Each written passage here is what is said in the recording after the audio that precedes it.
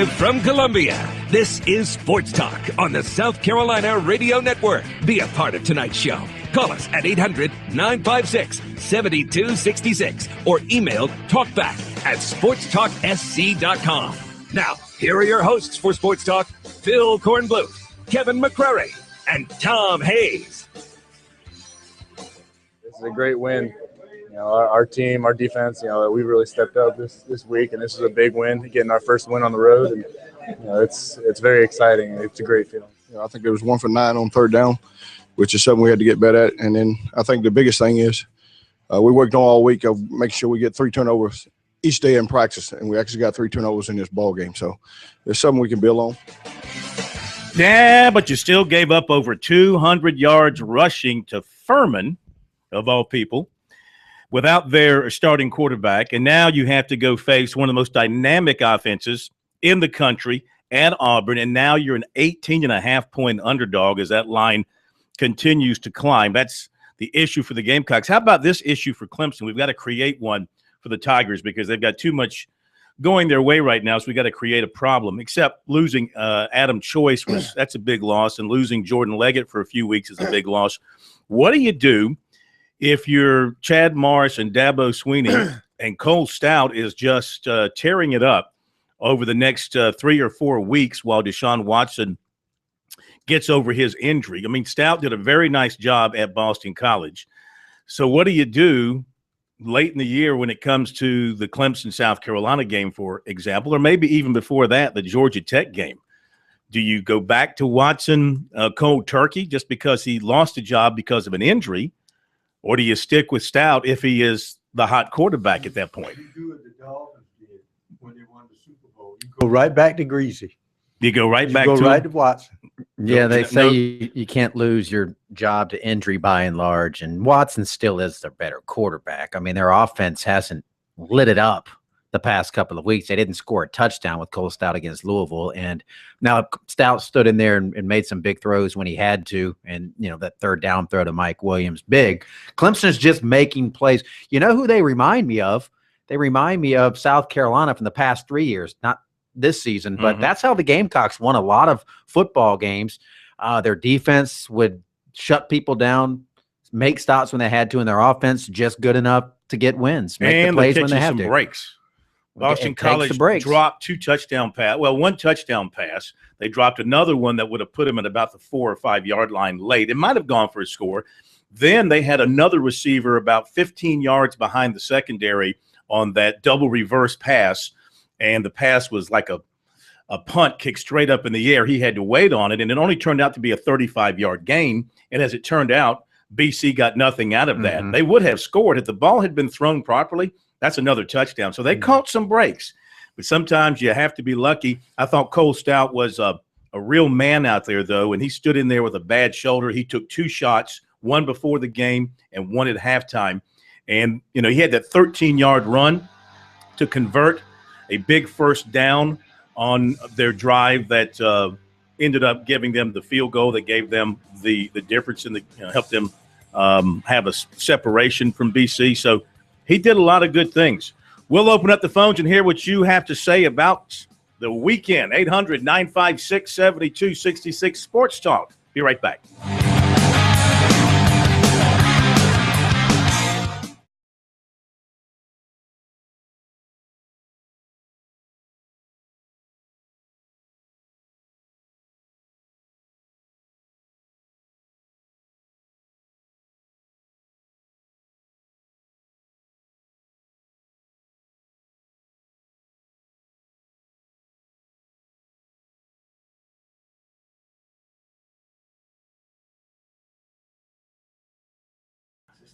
Hey, didn't you love – anybody see what the Rams did yesterday?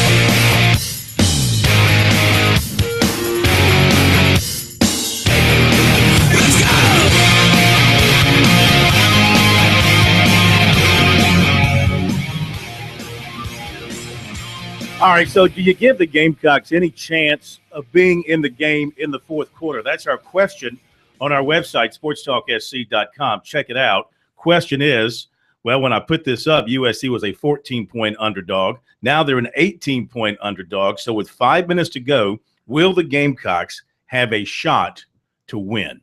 See, I happen to think that offensively, South Carolina can score on Auburn. Of course, the big question is, can they at any point in time stop Auburn? There's no reason to feel that they can when you look at Auburn's offense and the way South Carolina's defense is played, and the fact that JT Surratt at this point is going to be out with a hamstring injury. What can the Gamecocks do? What can they muster defensively to give themselves a chance? A running game. Running game. Yeah. The defense must be kept off the field. Two reasons why. Because South Carolina can look like Florida on occasion, because Florida didn't do anything offensively. And guess what their defense did? Okay, fine. We'll take the day off and still try to stop Missouri, and our special teams will take the day off.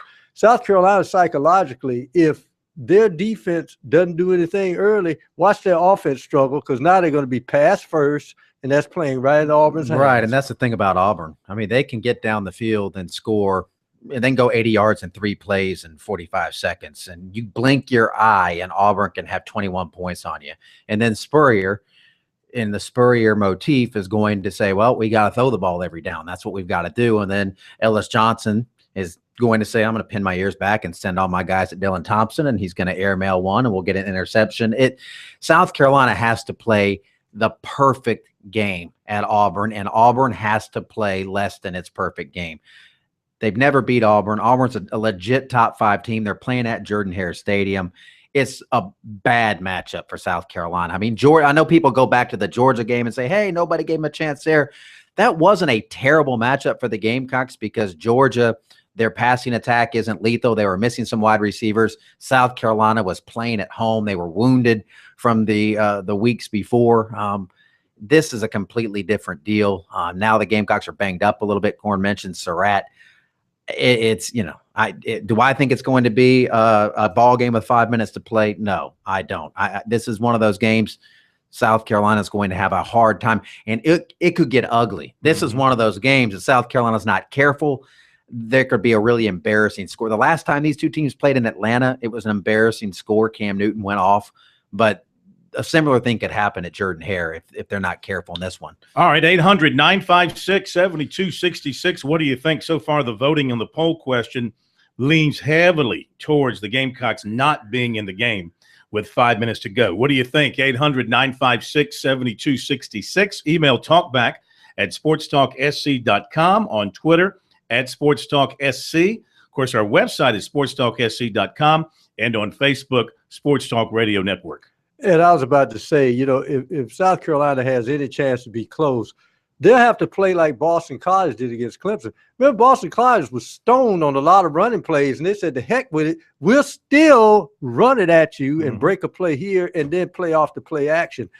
The thing that works against South Carolina that's in Auburn's favor, Auburn in that West, they're in desperation mode. If you got a chance to pull off a win against the Eastern team, you better take it, because right now I can see that Alabama is now in take no prisoners sort of mode, and they're ready to roll over everybody, including who I think Mississippi State has to go in there. Oh, yeah. That was a bad mood win for Alabama. Yeah. They were in a bad mood, and you probably could have put the Dallas Cowboys in there. And that's a Alabama 6-1 Cowboy team.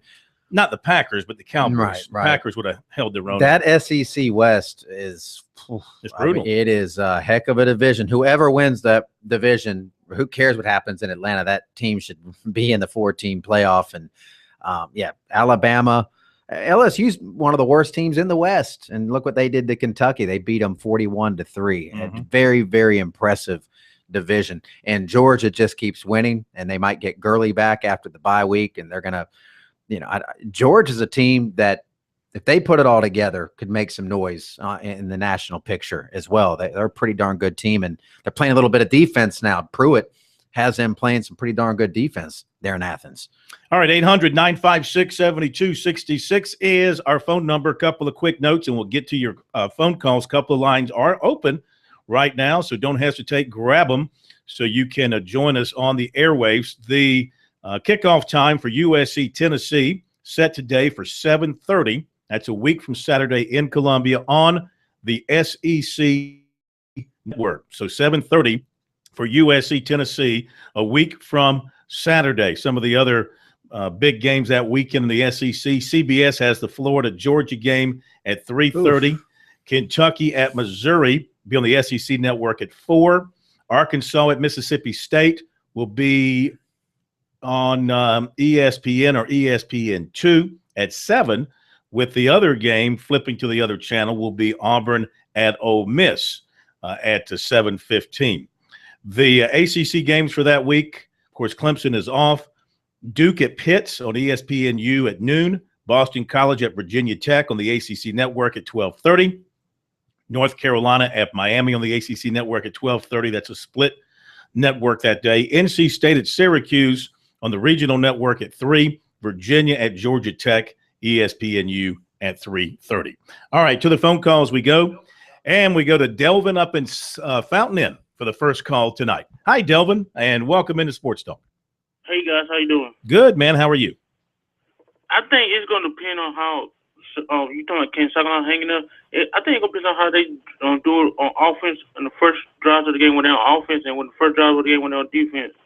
If Spurs can mess up with the run-pass ratio, I think they can have a shot because you saw with it, Auburn defense, how they couldn't start the run against Mississippi State. And I think that when you got a horse like Mike Davis right there, I'll use him until you can't use him no more and see how you go with the first floor of the game. But if they keep that going, I think they can be there with 5 minutes left in the game. It depends on how Steve Spurrier play calling goes in that game.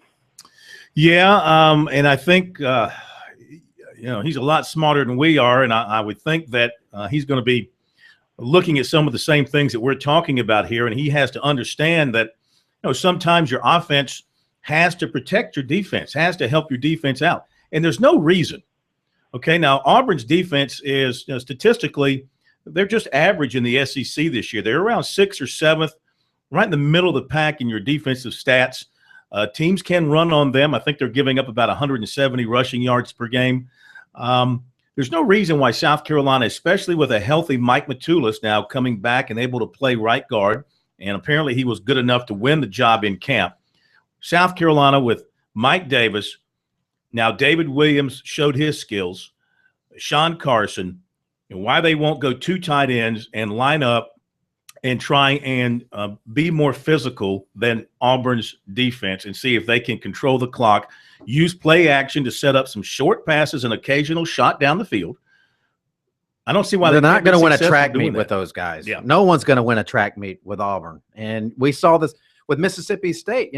Mississippi State got up 21-0 on them, but you knew just because it's Auburn, normally 21-0 in the first quarter, it's game over. You can start running it out, but Auburn has such a dynamic offense with Gus Malzahn. They can score so quickly that 21 points is an easy deficit to make up. And this Gamecock defense, 21 points with 5 minutes in the game might not be enough with the way the Gamecock defense is played down the stretch of some tight matchups. It's interesting that we talk about the Gamecock defense. I'm not so certain what defense we're going to see because a lot of times they call a lot of options for their defense and they got out of position. Mm-hmm. Now they're telling them, look, you take care of your gap and stay there. It'll be interesting to see how they play this game. But the key point is I think what is supposed to be a home field advantage could be an advantage for South Carolina. That is, with all the noise, I would think that Spurrier would think a little bit more carefully about trying to audible at the last minute with all that noise going on. Here's the play, run it. 800-956-7266, talking Gamecocks and Auburn, and Clemson defeating Boston College, looking ahead to Syracuse. Back in a moment.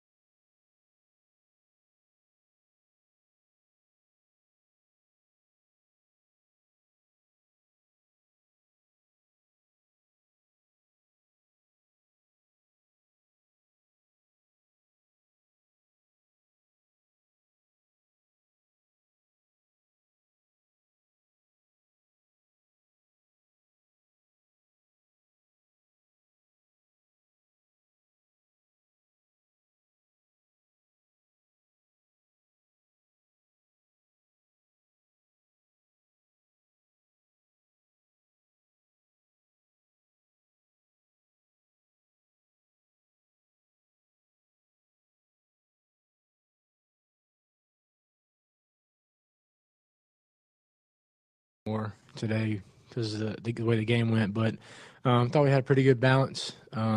Still made. How do you feel after the last month going into Auburn, a hostile environment, a highly ranked team? How do you feel about this group going into there? It's good, man. I think that's why you come here. You come here to play and tell them what I.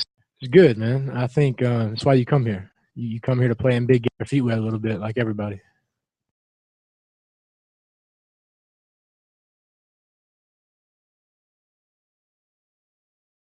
They would ever do that. That was a good job. Walking them through some of the things they were seeing out there. Yeah.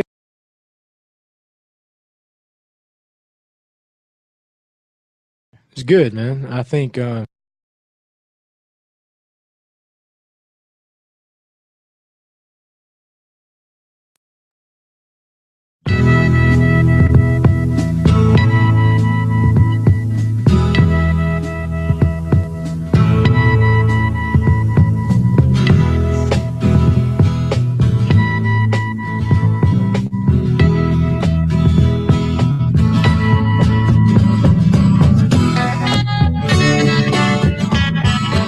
Sports Talk on a Monday night from Main Street, downtown Columbia, your sports talk show of Main Street, South Carolina. Glad to have you with us. I don't think I've officially introduced us. Phil Kornblut, Kevin McCrary, Professor Tom Hayes. I was wondering who I was hanging out with tonight. I'm glad you did that. It's getting and the state man, Graham Pope. More calls coming up, 800-956-7266. The Gamecocks, after snapping their two-game losing streak, making the alums happy with a win on homecoming over Furman, 41-10. Good outing for Dylan Thompson. Threw the ball effectively for 260 yards, and he moved up the all-time passing chart at South Carolina. But now he and the Gamecocks go on the road to play the fifth-ranked team in the country. They're 18-point underdogs, and he talks about the approach that all the Gamecocks will take. I think that's why you come here. You come here to play in big games against good teams, and that's what we're looking forward to. We're looking forward to that, and we've gone places in the past and won big games. Last game, I think this year is similar. Georgia was a big one, kind of build up, and I'm sure this week will be some build up for it. But we're excited to go there and play. They got a great team. Everyone knows that, and we're excited to go down there and give them our best shot. Dylan, what'd you think of Perry and Connor today? I thought I did really well, considering, a lot of times you get stuck in situations that, aren't ideal. And I thought they both did a pretty good job when they were in there. Both made, I thought, good decisions every time they had it. I may be missing one or two, but I thought they did well, considering. Dylan, defense got some turnovers today. How nice was it to get a couple of extra opportunities? It was great. Anytime the defense can do that, it helps out a lot. And I thought they did a good job of that today. Yeah, I remember my fumble, that hurt us potentially, but they got it right back for us right there. And, they were able to do that. It was a good job. Were you talking to Perry and Connor on the sidelines in that second half and just kind of talking them through some of the things they were seeing out there? Yeah. How was that? Yeah, absolutely. Those guys, they practice hard throughout the weekend, and they haven't got the opportunity to really play yet. And it's awesome for them to get in. And so whenever they're off the field, or even sometimes, a timeout, breaking the action, I try to, just tell them what I see and, hopefully help them out because they're good players, and they just need to get opportunity to get their feet wet a little bit like everybody. All right, Dylan Thompson. Let's go to Charlton and Aiken, get back on our phone calls here on Sports Talk. Hey, Charlton, how are you? Hey, guys. How you doing? Good. Quick question. Do you feel like the Nunez kid could possibly step right in next year and beat these other two guys out, or Are you saying is he like a Deshaun Watson type player? I have no way of knowing. Deshaun Watson, those situations are a needle in a haystack kind of search. You find that right guy who's mature enough, skilled enough, and he fits perfectly in your offense. And gets in to go through spring practice. Gets in early, goes through the spring practice. I would never put that kind of pressure on an incoming freshman. No. If he's good enough, then he'll show it when he gets to South Carolina. But it's hard to beat out some guys who've been in the camp, who've been in the program, know the offense, unless you're just supremely so much more talented. And I don't know enough about the kid to be able to say that. Be right back.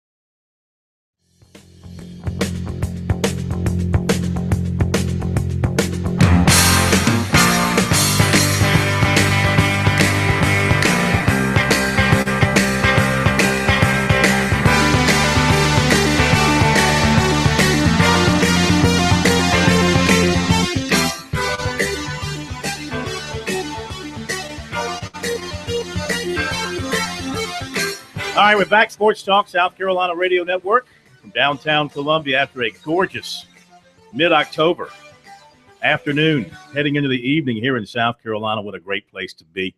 800-956-7266, though I did enjoy my trip to New England. I've determined that I could live in Boston with the exception of two items. Number one, couldn't handle the winter. Number two, couldn't stand to be around the Red Sox. All right, so something would have to go. The Red Sox would have to move out of town, or the winters would have to turn into more pleasant climes. But other than that, I could live up there. It's a great city. You ever been there? Oh, yeah. You been there? Boston's a fun town. Just root for the Celtics. Yeah, I mean, of course, I'd root for the Celtics. I could even stomach the Patriots until they were playing the Packers, but I just couldn't handle that. The Red Sox just could not. And Coach Googe got a nice win on Thursday night, too. Yes, he did. And they kind of off his back a little bit now. They were on him big time early on, but they have kind of cooled on him because they're winning. And now Tom Brady's back from the dead and doing what he does. 800-956-7266. Let's go to John in Greenville for our next call here on Sports Talk. Good evening, John. Good evening, Phil. How y'all doing tonight? Man, we're doing great. How about you? Fine. I just like to, as a Clemson fan, I like to tip my hat to Cole Stout. I think Cole Stout played a Saturday, and I really think with Tyshawn Dye coming back this week, I think our offense will open up a little bit. And I really think if we have to play Stout the rest of the year, I see us winning every game with him, because I think Boston College is probably the toughest team we have left on the schedule. And I would like to make a couple predictions for this weekend. I'm going to say Clemson 37-13. I'm going to say Auburn 48, Carolina 10. 48-10. Gamecocks going to score points. I mean, they're going to put some points on the board against Auburn. That South Carolina's offense, you say, they might stink on defense and they might have their issues on special teams, but by and large, their offense has been averaging 35 points per game. They can go down and score. And Dylan Thompson's the number 3 passer in the SEC, this guy that everybody wants to see on the bench. And Connor Mitch and Perry Orth was the first quarterback in the game Saturday outside of Dylan Thompson, which was a little surprising. I know that messed with a few people. And again, this isn't a knock on Orth or Connor Mitch, but they are not ready to win games. They're just not at that stage yet. Maybe they'll get to play more. If they play against Auburn, it's bad, not good, but they are not ready. Dylan Thompson's fine, but their defense is just not good enough to get off the field consistently against Auburn. And I can see the same type of game that happened against Texas A&M, where you just knew the Gamecocks weren't going to stop anybody. And the offense did fine that game, but you're not going to win a shootout. They're not going to go there and win a shootout. So unless Auburn starts putting the ball on the ground and turning it over, the Gamecocks are going to be in trouble. That's how they managed to win against East Carolina. To manage how I think they turned Georgia over once or twice in that game. That's how they pulled those games out. They're going to need some help from Auburn. South Carolina cannot play head-to-head with Auburn and win. All right, back to the phones, 800-956-7266. Oh, good call here. Good timing on this call, because I'm going through Pelzer and West Pelzer tomorrow on my way to Clemson. So no ticker tape parade or anything is necessary. But please, Mr. Mayor, warn the cops that I am coming through, and I will be coming through at a substantial rate of speed. Well, we don't have any radar anymore, so just take it. What happened to your radar? Well, it got repossessed. Oh, my goodness. How is our South Carolina season, how's that affecting recruiting? Well, so far, no defections from the class. Now, like everybody, you're going to have some kids going to take some visits, and they're going to get hammered by other schools. And one thing that's starting to crop up is Spurrier's age. He's going to be 70 in April, and you got recruiters telling kids, hey, he's 70, great coach. No, he's going to Florida. Haven't you read the internet? No, I hadn't heard that. He's going back to Florida. They're firing Muschamp, and Spurrier's going back to Florida. CBS Sports. Spurrier's going to Mississippi State when Dan Mullen goes to Only Florida. way Florida goes back to Spurrier permanently is in a box, all right? That's God. Wowza. Well, I mean, come on, let's face it. The guy's not, as much as Gamecock fans wish, he's not going to live forever. But I think this notion that when a team has a bad season, all the recruits want to jump off ship, I think it's opposite. They're probably going, they're not having a bad season. Well, yeah, yet. but if you're a defensive player, a recruit, if I'm going, don't worry, help's on the way. I'll be there next Well, that's year. what they're saying. That's Yeah. what they're saying. But I mean, here's the thing. I mean, Gamecock fans, I know 4-3 is not where you hope to be, and you really, when you have two leads of 13, 14 points, and you lose them in the fourth quarter, you kind of go, "Gee, we could have been a lot better." But this season is not yet a disaster. They still have a chance to make something if they can beat special Clemson out of this and season. handle Tennessee at home, which won't, there's no guarantees. They should beat and Tennessee go down at to home. Florida. They should beat and South Alabama. They should beat Florida. And I'm not yet. It's too early in the week to call for the upset of Auburn. It's too. But I would certainly take the points. I'm telling you. There's never going to be a point this week where it's smart to call for the upset against Auburn. 18 points. I'll give you 21. I'll give you 21 points. You got them right now. You got them right now. 21 points. Everything I owe you, double nothing. 21 points to the corner. Everything you do owe me a lot now. I think I have to add everything from the basketball season. I wanted to let the mayor know that I'm not the most 21. astute of football observers, but I can see when a player is emerging. And what is not being talked about enough is I can recall 7.5 minutes to go. South Carolina has a 2-score lead on Missouri. Who goes out of the game? And I'll mention his name again. Not again. Yes, it's coming. Cedric Cooper. The only guy I saw. You're treating him like he's the second coming of Clowney. I could tell he was their best pass rusher. Right. You could tell it. Right. You could tell it in the Vanderbilt game. You could tell it for this 2 quarters he was in, and most of the third quarter in the Missouri game. When he went out, look, there's absolutely no pass rush right now, and that is a key injury that not enough people are talking about. Is when Cedric Cooper got injured. Well, maybe he'll be back for Auburn. Anything else, Mayor? No, that's all. I was just asking how the visits are going. I think they had They didn't have much this past weekend, not a good time.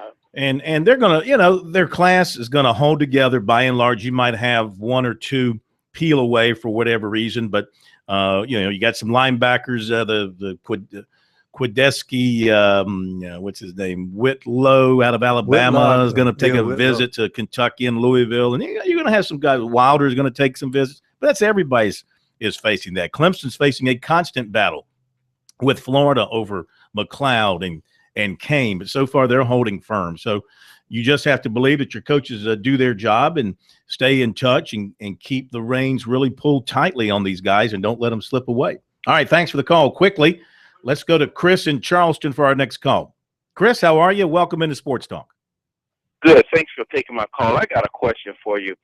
The strength of our team is our offensive line and the stable of running backs that we have. Do you think that Spurrier, in a sense, did a bad job? Because if we got a young defense and we've got a stable of running backs, could we have taken a page out of the Dallas Cowboys and kept running the ball to slow the game down, to give our players the maximum amount of snaps on the defensive side of the ball so that they're more fresh, and instead of just throwing it, if we got this strong stable of running backs with this offensive line, do you think we could really have been we could have only have lost one game? Yes. If we would have done the things we should have done? Yeah, the answer is yes. The answer is absolutely yes. Against Kentucky, if they hand the ball to Mike Davis 5 more times, they probably win that football game. Spurrier got pass happy in that one. To a lesser degree, they probably should have run the ball more against Missouri. Now, I will say this, the special teams in both of those games was a factor. Missouri got the punt return that set up the winning score, and Kentucky, after the Gamecocks went up 14, returned it 50 yards to the other side of the field and scored quickly. But Spurrier has had his worst year coaching at South Carolina since he's arrived, and he knows that, and he's vowed to do better in the final 5 games now. All right, thanks for the call. 800-956-7266. We'll be right back.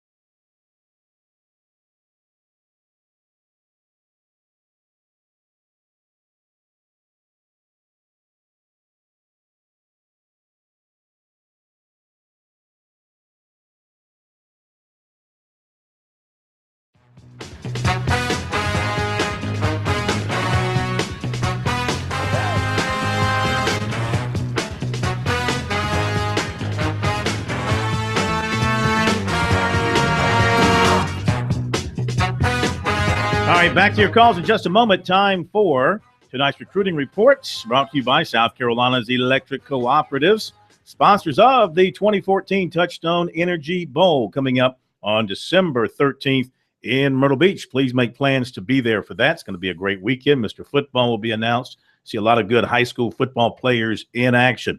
Let's begin with the latest on Tevin Mack. I spoke with his mother late this afternoon, and she sensed that maybe a decision would be forthcoming in the not too distant future. You know, she said soon, pretty soon, from her most recent conversation with her son. The two of them were at USC for the official visit over the weekend.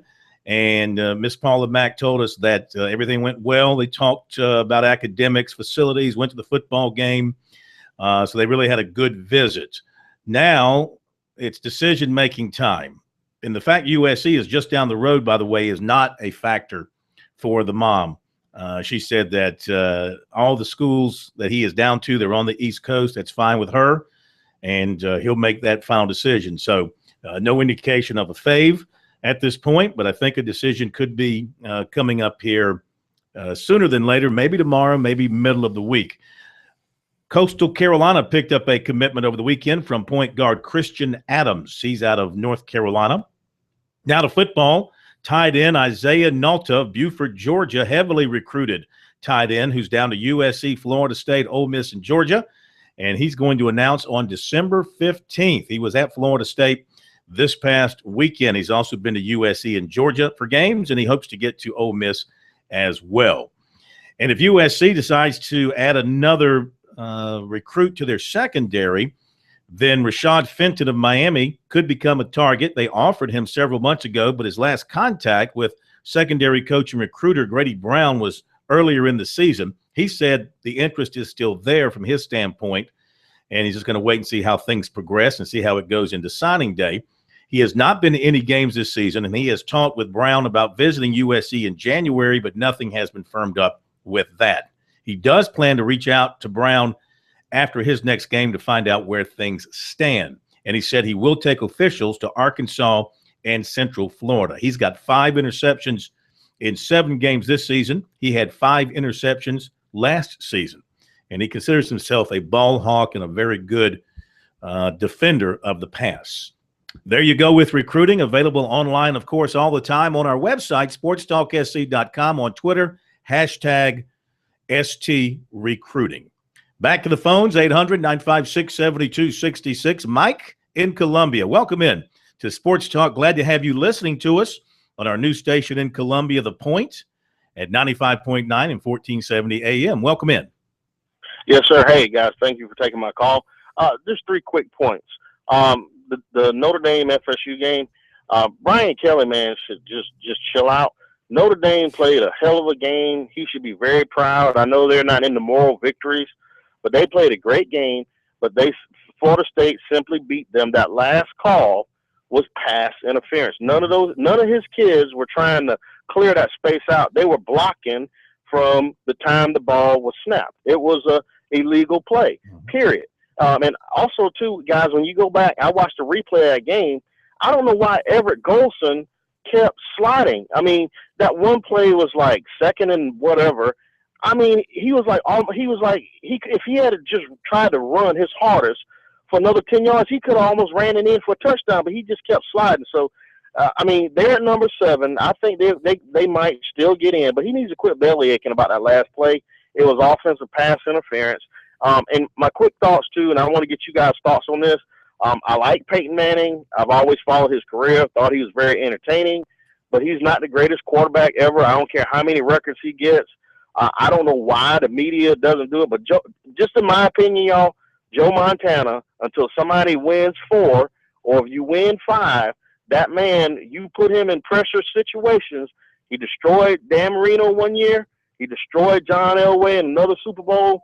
Montana is the man. And like, what's his name? Tony Dungy said today. Now, of course, he picked Peyton, but in the Montana's era, they played in the clothesline era. You could put your hands on receivers. You could clothesline people. You could push these guys. Imagine Montana's numbers if he played in the system in the NFL today. And what are you guys' opinions on that? I'll hang up a little. I'll take umbrage with you. In the years when they really could hit a receiver all the way downfield, I still have a warm side in my heart for Johnny Unitas. But as far as physical tools of the quarterback combined with tremendous arm strength and riverboat gambler, I've never seen a quarterback in a big game better than Terry Bradshaw. Never. As far as your comment on Florida State Notre Dame, I think you're right on. I think it was a right call by the officials. Obviously, a very gutsy call to make that call at that time of the game, but it was a call that had to be made because it was illegal what Notre Dame was doing. I think everybody saw that. Be right back.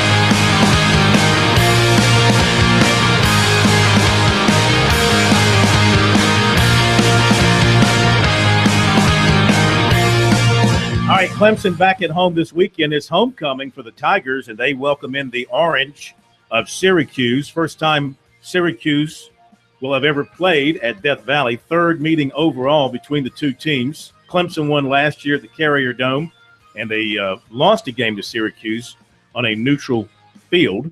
And so Syracuse makes the visit this weekend. The Tigers coming off a hard-fought win against Boston College. Cole Stout stepping in once again as the starter and talking after the game. He talked about what it felt like to be back as the starting quarterback. Very interesting, coming off an injury and battling through the pain throughout the week and just preparing. It's a different feeling. This is a great win. Our team, our defense, we really stepped up this week, and this is a big win, getting our first win on the road. And it's very exciting. It's a great feeling. Did you get a shot before the game? Oh yes, I got a shot before the game, and I got a half a shot at halftime, just to make sure it lasted for the whole game. Yes. What about the last drive for you guys, the winning touchdown drive, the passes to Mike, and then the run by CJ? That's just execution. We work on it in practice every single day, and worked on it all summer. That's just a mentality of finally finishing games and never giving up and keeping battling. The O-line, they did an incredible job tonight, and the preparation that we put in throughout the week with the coaches and players, every single player, no matter what string you were, was 100% dialed in and ready and focused for any situation. And the O-line really stepped up that last drive and gave me enough time to just get that ball off. And Mike made some incredible catches, and last drive was really all on the O-line. Just don't give up. The game's almost over. It's the fourth quarter, and we got to keep battling, keep fighting, and just kind of stay focused, one play at a time, and just give it your all. This could be our last drive, and it was. And we left nothing out there on the field. Like we gave it all. That's all you can really ask for is from your teammates. Just give it your all. All right, there you go with Cole Stout. But one thing, guys, I tell you, this always creeps into my mind when I see Clemson play a good defensive team, and that is that their offense doesn't excel historically under Chad Morris against good defensive teams. And you might come back and say, well, they're playing a good defense, right? And I'll come back and say, but this offense is supposed to be dynamic and should be able to score points against any defense. I mean, they roll it up on your middle to bad defenses. They'll put those 500 some odd yards and 45, 50 points. But go back and look at the good defenses they've done well against everybody not named Georgia, South Carolina, and Florida State. Well, those are usually the best defenses they face every year. Against good defenses, they have no balance.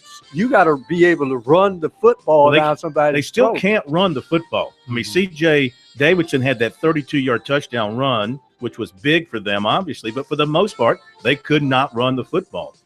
That's going to be a problem for them in a big way at some point down the road. And we know what down the road means. Be back.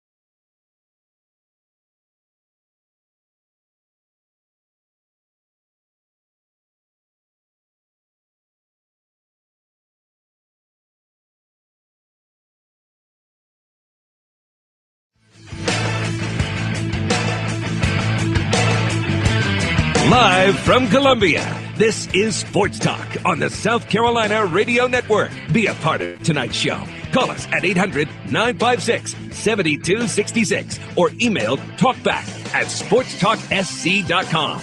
Now, here are your hosts for Sports Talk, Phil Kornbluth, Kevin McCrary, and Tom Hayes.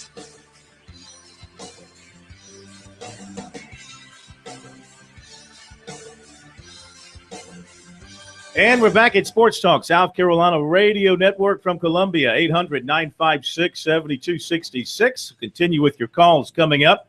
Go ahead and jump on the line. Got some very interesting audio from Florida State coach Jimbo Fisher, who was speaking in Alabama today. We'll have that for you as well. And we'll have some other good stuff coming your way in this hour. But we'll take more calls, too, coming up, 800-956-7266. Go ahead and give us a call. Time now for tonight's high school football report, brought to you by South Carolina Farm Bureau Insurance. And we welcome in our good friend from the high school sports report, David Shelton. David, how are you this evening? Hey, Phil, better late than never, I guess. No, that's okay. Good to have you with us. And know you're a busy man getting your rankings together and your players of the week and stuff like that. What'd you think about this past Friday night? Which games pretty much surprised you and caught your attention?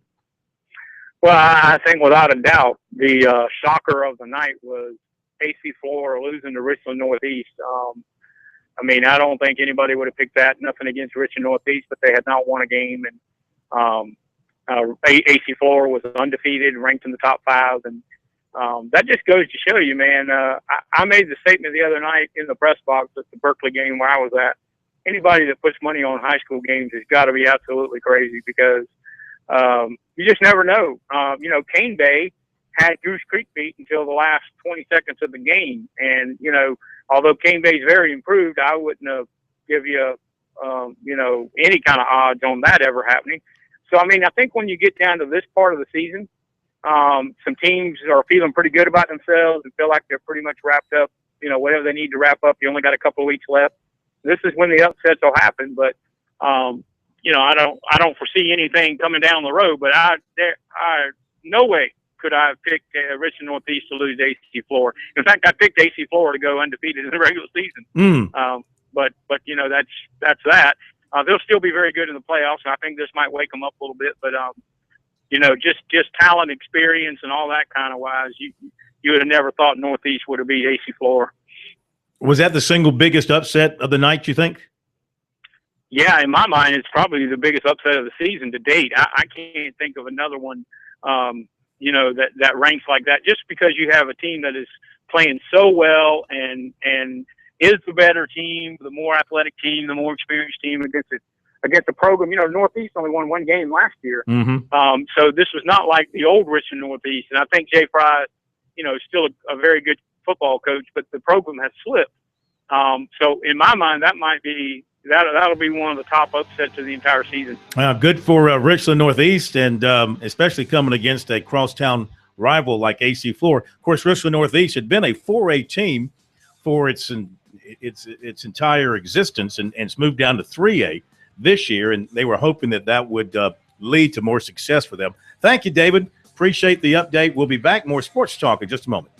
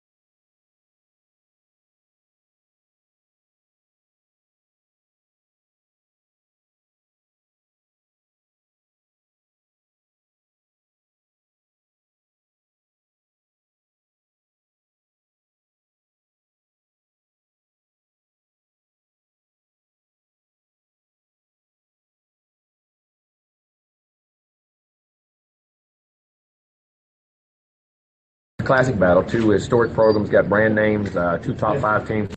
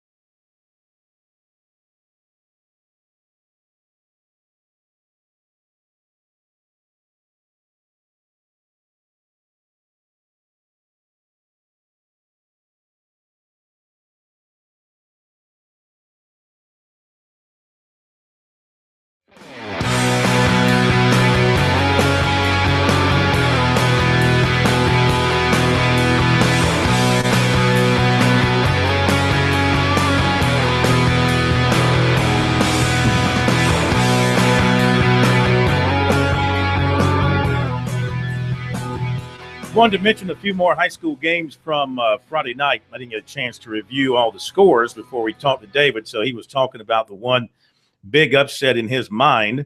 That was Richland Northeast defeating AC Flora, and certainly that was a big upset. Some of the other big scores that jump out at me from Friday night: White Knoll beating North Augusta 13-10. That was a key region game there. South Point beating Lancaster. Lancaster had lost only once. And South Point wins 14-7, first ever meeting between those schools. Also, Midland Valley beating Brooklyn Casey, a bit of a surprise there. That final score was 24-20. And also, Hillcrest beat Lawrence, big region game there, 40-7. He mentioned Goose Creek hanging on to beat Cane Bay 19-15. How about Georgetown beating Lake City 18-13? Fort Mill edging Rock Hill 20-19. Dutch Fork blasted Blythewood 56-14. Conway upset Socastee 28-20. Another surprise there.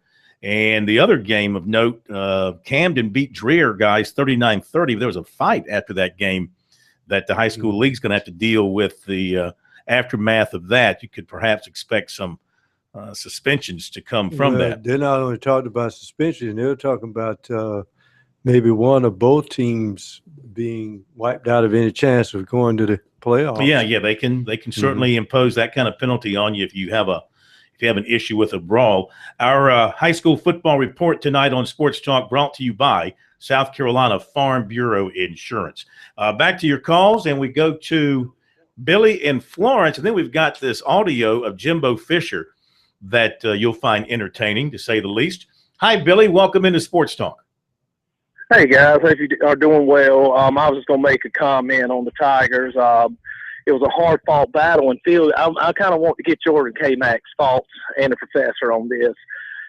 Phil, people's kind of overlooking Tyler Murphy lighting Southern Cal up, and I don't listen to a lot of the national pundits, but they still, for some reason, I don't see it. Think Southern Cal is one of these teams, even with 2 losses, and I think they lack depth. But Boston still thinks they're a sneaky team around the 13th and 14th. I know Colin Cowherd, of course, he's the most West Coast bias guy I've ever heard in my life. But every now and then I'll take in some of his thoughts, and he, he has some good shows sometimes, and he's objective on some things. But anyway, Boston College lit Southern Cal up. Tyler Murphy is the best dual threat quarterback. He's a Florida Gator transfer in the country. He is the best by far. Boston College came in, if I'm not mistaken, it's the 7th overall defense in the country.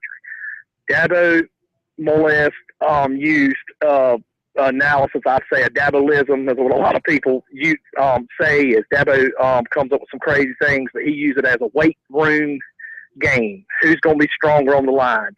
And I get the wheel route and things like that.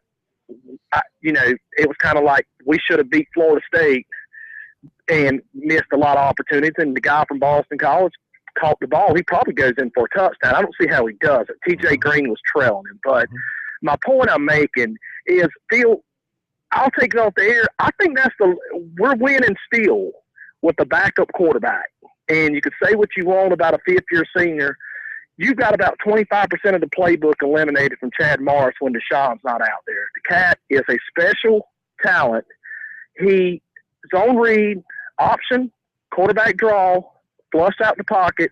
You take all that away, and we saw what the guy can do. He's a true freshman. Now, my point is Boston College is the toughest team we're going to play the rest of the year, and whether it's South Carolina or not, because they run the ball. They've got a dual-threat quarterback that gives anybody fits that you don't want to face. And I want to know from y'all's point of view, with Tyshawn Dye coming back and the Tigers getting Deshaun back, I think we're sitting pretty. I hate it for the young man, Adam Choice, but I think we're sitting at a good spot. Great defense, home in Death Valley against South Carolina, Death Valley against Syracuse, games week, Syracuse, Wake Forest, Georgia State. I mean, there's no comp there. I don't see much out of Georgia Tech. And South Carolina's a rival, but I just see Boston College as the best team we're going to face the rest of the year, maybe besides a bowl being 10-2. And I'll take it off there, guys. All right, thanks. South Carolina, Boston College, if you wanted to compare the two as the best opponent that Clemson has left, I still think overall South Carolina's offense is better. I think that they're a better throwing team than Boston College. They don't have that quarterback, runner, passer that Boston College has, but they have better running backs. And in their offense, they can get their running game going without Dylan Thompson having to run. Then Dylan Thompson, except for the 3 interceptions he threw at Kentucky, I think it was, he's been a good protector of the football. And, I mean, his touchdown to interception ratio is still pretty good. So I still like South Carolina's offense. BC's defense is better than South Carolina's right now. Louisville. South Carolina's got the best offense Clemson will have seen since probably Georgia. And I say that just because Florida State didn't have Winston. But defensively, Clemson won't face a better defense than the one that they've seen the past 2 weeks. Yeah. And they should have Watson back. But South Carolina does have a very strong offensive line and a very strong offense, certainly. But their defense is – and I'm also leaning to saying that 18, Louisville. I got 21 points. You got 21. I'm giving you 21. I'm also leaning to the point where I thought Louisville was a better defense because even when he was in the game, Deshaun Watson couldn't figure out what was going on. Yeah, they and so I thought Louisville had the better defense than Boston College. I got to give a shout out to the punter from Boston College, who's a South Carolina kid, Alex Howell from West Florence, 50 points, 50 yards per punt against Clemson. And Bradley he was Pinion continues to get a ton. Did you realize, Pinion, he punted 10 times yesterday. Saturday. He had the first touchback of his career after 42 in a row. That's incredible. That were in play or, kicked out of bounds, coffin corner. And people don't talk about that. That is such a big deal, having a punter that can do that and pin people and flip the field. And he's done that so many times in his career. Just huge what he's done. 800-956-7266. Thanks for the phone call. That caller drops off. Lines have opened up. 800-956-7266. We'll get to the Jimbo Fisher audio for you in just a moment. You got something? Well, I was going to say, the last caller was talking about, what happened against Boston College and Louisville. Now, if Dabo Swinney was coaching Boston College, Clemson didn't beat Boston College. Boston College beat itself that game. Same with Louisville on the 1 yard line. Clemson didn't beat them. Louisville beat themselves. If you want to use that same philosophy. Very, very similar games, Clemson, Louisville, Clemson, Boston College, in that, the Tigers generated just enough offense, and then their defense came up big for them in the final minutes of the game. Of course, against Louisville, it was inside the 5. This one was inside the 30. They called a break again when the receiver doesn't catch the ball. It was raining, not making any excuses for him, but it was raining. The ball was wet, but the quarterback, he put the ball right there to be called, and he had a step. Should have caught the ball. But they still had 3 more plays after that, and Clemson's defense put pressure on Murphy and didn't give him a chance to complete a pass there down the stretch. Point, hey, listen, you take those breaks and you run with them and you say thank you very much. Good teams do. Good teams find a way to win those games, and Clemson's finding a way to win those games, and the defense getting stops. in each of the past 2 weeks. It's huge. And from a confidence standpoint, it's but the interesting thing about it is, and I think a caller says something about, when you look at an offense and you want to train your quarterback, sometimes you have to trust the quarterback's instincts. I'm still amazed that when you look at Everett Golson and Murphy in that ball game, where they stood in there and waited for the receiver to come open, but you almost figured that you might want to take off here, and they didn't. Now, that's neither here nor there, but sometimes you try to make a guy too much of a quarterback and you take away some of his instincts, that can cost you in a ball game. Florida Athletic Director Jeremy Foley today made his first public comments since the season began in a school press release on Monday, likely in an effort to quiet some of the calls for Muschamp's job. But the release is clear that Foley offers support for the Gators, not necessarily Muschamp's future with the program. An important distinction, it says here. Be right back.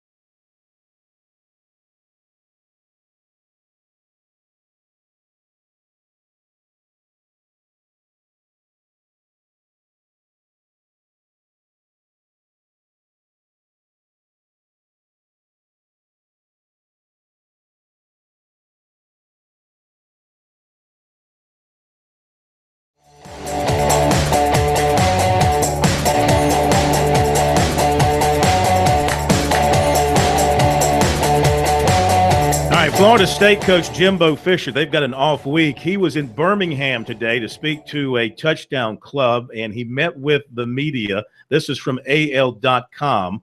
And, let's just listen. It begins with talk about the game Saturday. Then it goes into Jameis Winston. Battle. Two historic programs, got brand names, two top 5 teams in the country. And it's what why you go to Florida State to play in those games. And kids love that magnitude, and the atmosphere and environment was great, and our kids were able to prevail. It was a great game. It's interesting. Florida State continues to win, yet it seems like they lose a little respect here among the national media. Well, what happens is I think once you get to the top, people always want to find a way to, when you're going to lose, what's going to happen, and our kids prevail. But, there's a culture, and I'm going to talk about that a little bit today. We create a culture there that we expect to win, and our kids understand how to win, and that's all part of it. Like I say, each year, though, each team is a different team, and this team is a very special team that I really like coaching. You look at the national landscape, and you look at the AP rankings. 4 of the top 5 teams are SEC Western Division teams. What does that say about this league compared to other leagues like the ACC, the Big 12, the Pac-12? Well, I think you got great history here. You got great tradition. You have 2 non-traditional teams that are actually entered into with Mississippi State, which what is now making it very. It's not traditional LSU or Georgia or Tennessee. Some of those aren't always in there, and it's making it very interesting. And the interesting thing is to watch how it plays out. Jim, but one of the interesting things at the end of the game is the pick play. The referee called, the ACC said it's correct. How often does that kind of play happen? How often does it get called? When it's ran like that, it's called most of the time. Because it was an obvious pick play, and like I say, we run pick plays. We don't teach them like that. So we do a totally different technique, and I thought it was exactly the correct call, and I thought it should have been a call in the first half. What's your technique? You have to turn your body and make yourself a receiver for the ball, and you have to make a guy run a hump. You can't engage with your arms in a blocking form. You can't do that. Yeah, well, any news on the disciplinary hearing with Jameis? That's I'm here. We're moving on. We'll talk about the other things. Everything should be great. You know, Jimbo, now that he brought that up, though, your reputation is sort of taking a hit. Is that Mike, I don't want to get into all this. Okay. Mike, That's fair. That's fair. Stop it right now. No, that's fair. No, I'm not going. No, that's fair. I'm not going to push you on that. But I wanted to ask you about it. I'm not going to push you. Now you're going to put this on there. No, I'm not. I swear I'm not. You know me better than that. Why is my reputation taking a hit? For backing the kid who's done nothing wrong? I don't want to get into it. No, I'm not going to. I don't want to get into it either. I wasn't because the questions weren't supposed to be asked today. Well, I don't want to get into it either. I'm done. Let's talk. No, I'm done. Thank you. Coach, Thank you. thanks. Do you want to say anything about what your team needs to do to get it? It's not going to Right now, look right here. Okay. I'm sorry. I didn't know. I really didn't know. You'll get this. There were no ground rules. Yes, there were. When I come here, I was told that. Nobody told us. No one told us. Really? I didn't know. Nobody told us. At the very end there, they were discussing whether or not the media was told that subject was off limits. The media guy you heard there was saying they weren't told that you couldn't ask a question about Jameis now. But you can see the frustration, or hear the frustration level starting to grow with Jimbo Fisher. And he later called back or recontacted AL.com and told them that if some new information comes out about Jameis Winston in the future, that he will take disciplinary action against him. But so far, he's got nothing on which to hang his hat on when it comes to that. Be right back.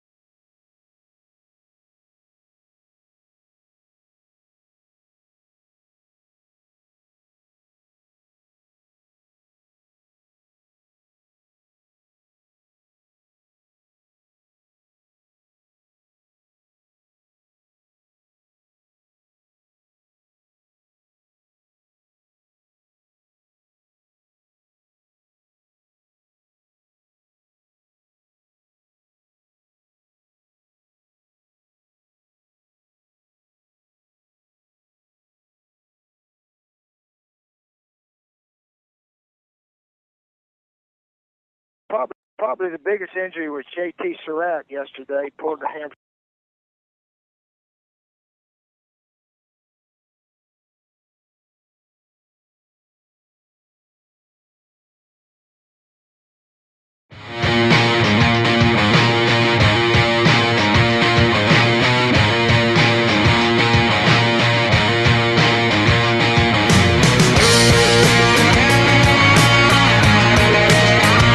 And we're back at Sports Talk 800-956-7266. Love to hear from you in the next few minutes if you'd like to join in on the discussion tonight. 800-956-7266. Couple of quick notes for you. First of all, the FCS ranking for this week, and Coastal remains at number 4. They were off last week. North Dakota State, Eastern Washington, New Hampshire, your top 3. Charleston Southern drops out after that upset to Presbyterian. Congratulations to Harold Reynolds and not Harold Nichols. Always going to say Harold Reynolds. Harold Nichols and the Blue Hose for a great win for them. Maybe his biggest win ever, going on the road and defeating Charleston Southern. And Charleston Southern plays Coastal this weekend. I believe it's this weekend at Coastal. The Southern Conference Offensive Player of the Week is from Greenwood. Spearman Robinson, wide receiver from Western Carolina, caught 7 passes in the win over Mercer over the weekend. Presbyterian defensive tackle Ugana Ako has been selected the Big South Defensive Player of the Week. He had 6 tackles, 2 sacks, and a forced fumble in that win for the Blue Hose over Coastal Carolina on Saturday. And congratulations to former Clemson golf star Ben Martin. Won for the first time on the PGA Tour over the weekend. He won the Shriners Hospital for Children Open at TPC in Las Vegas. He eagled the 16th hole and went on for his first PGA Tour win. Shot 68, 66, 62, and 68. And of course, that means a lot. You get exemptions, you get into the Masters, et cetera, et cetera. So congratulations to him on getting that done. All right. Usually on Monday nights, we let you hear a little bit from Spurrier and Sweeney, kind of whet your appetite for a Talking Tuesday. So this is coming from the Sunday review from the conference calls for the 2 coaches. We begin with Spurrier as he updated the injuries, first of all, coming out of the win over Furman. Biggest injury was JT Surratt yesterday, pulled the hamstring, and he's probably doubtful if he'll get back this week. So JT, one of our senior captains, D lineman, we'll miss him in there. Hopefully some of the other guys can fill in admirably and go from there. Jonathan Walton also had a slight concussion. We'll see how he improves as the week goes along. Other than that, just the guys who've been hurt a bit should be making progress to get back and so forth. So, but it was good win yesterday. Furman, they spent some time on us. They had some blitzes where they got guys running free at us. We had looking at the tape, we should have had some different protections on. We weren't as solid as we should have been. And but give Furman credit, they schemed up some good things and had the guy running at the quarterback. But overall, we had a lot of good plays. Dylan had a lot of good throws. Receivers made some good catches. Jarrell Adams had his best game of the year. And our defense played well, especially the second half. Furman got a few yards here and there, but overall it was one of our best defensive games of the year. So we're glad to get it behind us. And we'll try to get ready now for Auburn, a team that's got 1 loss at Mississippi State, the number 1 team in the country, and they're just very good in all areas of the game. So we got to really play well if we're going to be in it with them, and we're loose. There's no pressure on us except to go to Auburn and try to see if we can pull an upset. I'll try to play the best we can and then see what happens. All right, Steve Spurrier, going to go in loosey-goosey, and we'll see how that pays off for the Gamecocks. Now, Dabo Sweeney from his conference call on Sunday, and first of all, he reflects on the win against Boston College and kind of wraps up the business of that victory, including, of course, the injury situation. It's a really quality win by our guys. I'm proud of how they competed and overcame the adversity within the game. Had some critical plays at critical times. It's always a tough place to go and win. And, the biggest thing is our guys are finding ways to win now. The two losses that we had, it seemed like we found ways to lose. And so it's good to see us find a few ways to win and, see some guys step up in critical situations. Proud of the team and staff. That's 4 wins in a row. And, we just got to keep plugging. We got a little momentum going, and we just got to keep plugging. And we got a lot to correct from this tape. Got a bunch of things that we've got to get fixed in a hurry. That if we don't, will cost us down the road. But like the effort of our guys, I like their attitude, I like their spirit, and the fact that they've just really been very consistent, all year long with their preparation and their will to win. And those are great qualities in your team. Defensively, 120 yards rushing was the story of the game, and 43 of that came on the scramble by the quarterback on that last drive. 14 tackles for loss, 4 sacks. We continue to be very good on third down defensively. Held them to 263 yards, and then biggest thing defensively, we had some missed tackles, and then obviously they had some big plays and a couple other potential big plays where we were just really poor with our discipline and our eyes. And I was disappointed that we had them 3 minutes and 25 seconds to go, and we let them out down there on that 2nd and 9 quarterback scramble. We had 4 guys miss the tackle, and give him credit. He was a really good player, and then we didn't create any turnovers. But outside of that, we really just playing, doing so many good things defensively. But there's a lot we got to get corrected. And especially, with our eyes and really being disciplined in what we're doing. Offensively, I thought we were much better than last week. The drive before the half and the fourth quarter drive to answer, to put us back up, that was 2 huge plays. And there was also a drive that we flipped the field. We didn't score, but we was like a 14-play drive and flipped the field. It was big. 2 big rushing touchdowns. It's good to see us be able to get that going. We only had 1 sack. We didn't turn it over. We were very good on third down, and had 400 yards against a good defense. All right, Dabo Swinney talking about the performances of his offense and his defense. He went on after that, of course, to talk about the injuries, which you're aware of by now. And we get back to your phone calls, and we go to Marty in Sherrall. Hi, Marty, and welcome into Sports Talk. How's it going, guys? Hey, man, we're doing great. Yep. Hey, listen, just a couple comments. Earlier you made mention that we know what may be down the road for Clemson. And, we were talking about the South Carolina defense and some other defenses. And the bad thing is if you look at the defensive play, if I was Chad Morris, I probably hadn't slept much in the last 2 weeks because you're exactly right. Anytime we play defenses in your face and they're tough, we just don't move the ball real well. But tough defenses do it to a lot of teams. But also on a side note, yesterday watching the NFL highlight, we start off with Sammy Watkins and C.J. Spiller and Andre Ellington and Dwayne Allen and Charlie Whitehurst. So you see all these guys that are in the NFL that came through the Clemson system. So and not only were they good players at Clemson, unfortunately half of them didn't meet South Carolina. But of course we know Charlie Whitehurst did. He put the 63 spot down at Whitehurst-Bryce Stadium. But anyway, just some comments Did about they? the defense. And then, I must have missed it. Did they rename the stadium after Charlie following that game? he did. He did. Yeah. I that didn't was realize a big that. thing. I know Yeah, they had that's this. it. They have this big poster of Spurrier on one side of the stadium. Do they have one of Charlie on the other side of the stadium? Did they? Right. You probably don't recognize it. You got that ponytail now, but yeah, that's right. All right. Thank you very much. Oh my goodness.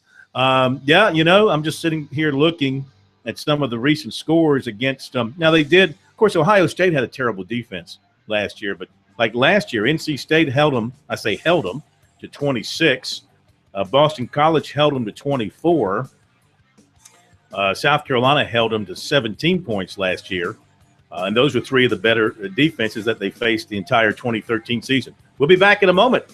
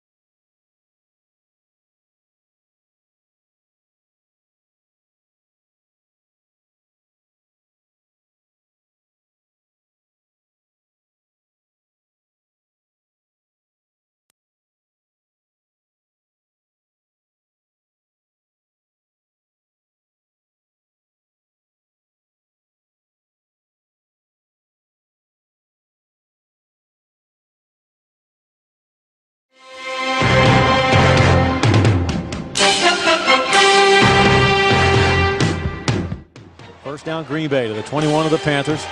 28-3 Packers. Sun trying to fight its way out here on a gray day. Rodgers climbs the pocket. Oh, he's got an open receiver. 10, 5, and a touchdown. It's Adams. You know, Mick, for a while today, I was thinking about this segment and trying to be the professional broadcaster that I am. I thought that I might recuse myself from this conversation because of my financial and emotional investment in the Packers. But then I thought to myself, I am a professional, thus I can do this professionally. How about that beatdown yesterday? Oh, boy. That was really the only fun for me during the broadcast was that I was thinking, well, at least Corn's happy.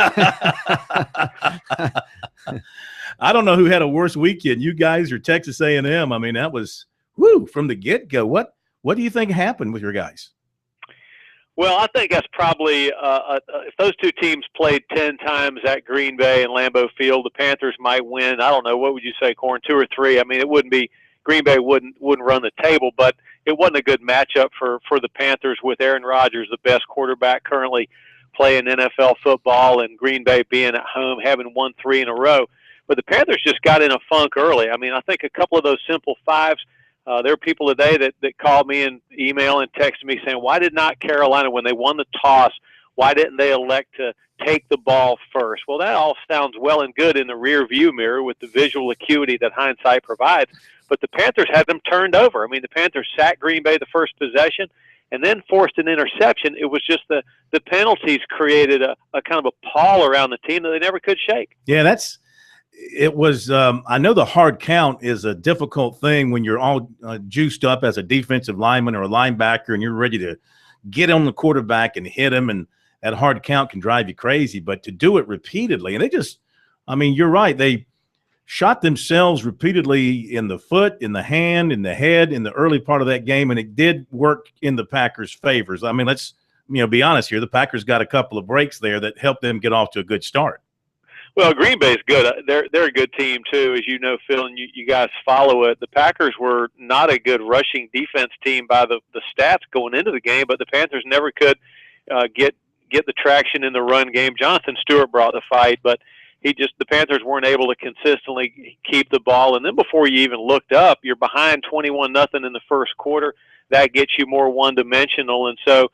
But there were, as odd as it sounds, there were a couple of bright spots. The Panther coaches think that David Foucault and Andrew Norwell showed pretty well in the O-line during their brief time in the game.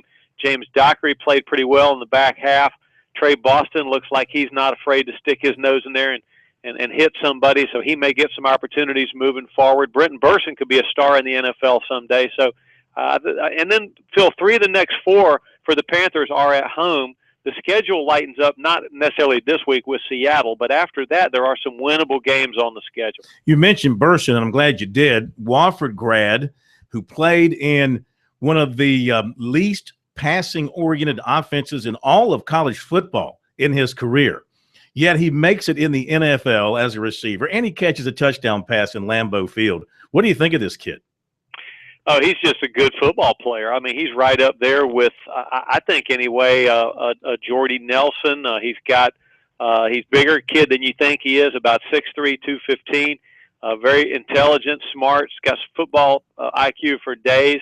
Pretty good without the football. A good blocker, knows how to side adjust, and Cam trusts him. I mean, the two of them, they sing in perfect pitch together sometimes. So I think Burson is not just a guy. I mean, it'd be a great story even if he never played another down. Mm-hmm. But I think he's going to have a long career. Mick, I want to commend you and Eugene. I didn't know you guys were so versatile. They actually during the blowout was quoting the book of Matthew on us during the broadcast. But I wanted to ask you about Luke Kuechly. I know it was an accident that he bumped the official. Will he avoid a fine, or that's going to be a fineable offense for him? Is Matthew where it says the Mick will inherit the earth? I think it might be in there somewhere, but I don't know. I'm not holding my breath. But, yeah, this should be – I don't know what the NFL is going to do. It's a great question. But what they should do is this should be a no harm, no foul. I mean, Luke Kuechly was not trying to engender ill will. He wasn't trying to elbow an official. He didn't know who was yanking at him from behind. And then what was the official doing grabbing Luke Kuechly anyway? If players are not to touch officials, shouldn't officials be instructed in their mechanic not to touch players, especially when they're all got a big mat on? He did have a big mat on, big pile up there. The game was already out of hand, but he was going to play to the very end. Who do you have on your show coming up here in a few minutes? Chris Obanaya will be our player guest. We'll have Coach Ron Rivera on the show, and I'm getting ready to head up there now and see what this will be. The diehard, the loyal fans. The Panthers are 3-1, but it feels like we hadn't won a game. I don't know why that is. Well, you can make it all up by beating the Seahawks. on Sunday in Charlotte. Good luck with that. You'll need a great performance, but you will be at home. Thank you, Mick. I always enjoy visiting with the Mick inheriting the earth. I like that. Is that in Matthews where it says the Mick inherits the earth? That's nowhere near the Matthews.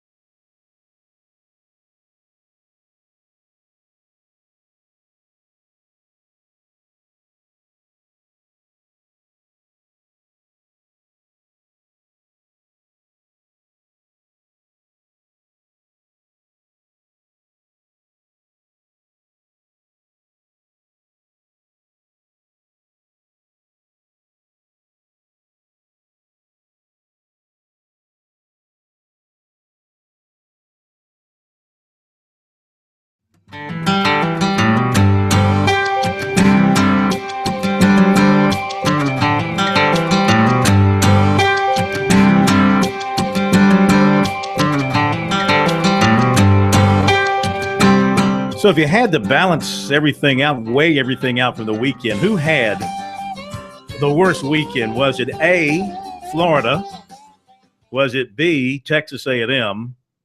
Was it C, the Panthers? I'd say Florida. I think it was Florida. Definitely. Let me tell you why I think Because it that's was at Florida. home and the way you lost. Let me tell you why I'd really be sad for Florida. You know, even if people are hitting you, that means they know you exist. When Florida was getting pummeled, there was not even any booing in the crowd. It was almost like, we don't care anymore. And that's more frightening than the booing, in my opinion. At least they care. If you hear a boo, they weren't even booing. And that's scary. Yeah. I mean, when lethargy starts to take over, then you've got a big problem. Mm-hmm. There's no question about that. Tomorrow, a Talking Tuesday here on Sports Talk, of course, brought to you by South Carolina soybean farmers and their checkoff. And we'll have coverage of Steve Spurrier previewing Auburn and Dabo Sweeney previewing the Syracuse crowd that'll be rolling in. They're coming off a win over Wake Forest, but they're without their normal starting quarterback. And they'll try and see if they can run the ball against Clemson. I got to believe that Clemson will spend some time this week working on the running game, trying to see if they can establish some semblance of a true threat in the running game over these next couple of games, because then they're going to face Georgia Tech, which, again, you're talking about Atlanta. You're talking about the triple option of Georgia Tech. They are an improved team this year. That could be a little bit of a struggle for them. You'd like to have a running game that you could turn to, and certainly when you face South Carolina, the same thing as well. Though K-Mac thinks the Gamecock defense is so bad that it doesn't matter if you have a running game, passing game. What have they shown you? And we're 7 games in now. You are who you are 2 months into the season, okay? And they are going to get better, and I think they have good players. They look young. They look maybe small. Mike Washington's going to make all the difference. The 27-year-old Marine. And I have to on Twitter. I made the bad mistake of calling him an ex-Marine, and I had Once a Marine. Yes, always a Marine, unless you do something Marine. stupid. But he Yeah. did have a fumble recovery, but he was out of position. Wouldn't that a be lot. funny? Because there was an official a few years ago up at Clemson for the USC Clemson game in the push-off, and his name is Mike Washington. Mike Washington. So wouldn't it be funny if this Mike Washington went up to Clemson and actually did something to help And South ran into Carolina? the other Mike Washington? Plus, North Carolina, I knew their offense was going to blow up into somebody's face, and it had to be Georgia Tech over the weekend. It'll be interesting. I think right now Dabo Swinney is telling Chad Morris, look, our defense needs a day off. They had some breakdowns late because they were weary. Let's run up the score on Syracuse. We got to give these guys a break. I'm sure if they can, they will try. That will do it for tonight. Thank you for being with us, and thank you for calling in and listening and just sitting back and taking it all in. Talking Tuesday tomorrow night here on Sports Talk. Thank you, Steak Man, K-Mac Pro. Have a great night, everybody, and we will see you tomorrow night right here on Sports Talk.